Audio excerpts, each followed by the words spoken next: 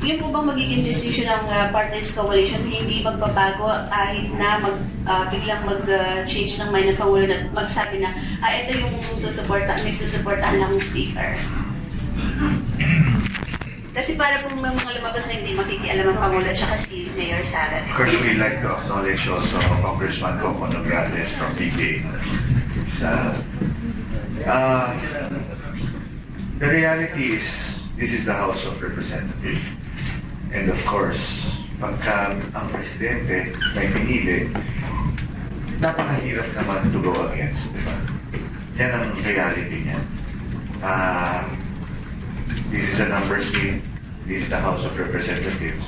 Kung anong piliin ng presidente, tingin ko naman, yan ang mapipili rin dito. So, we will abide.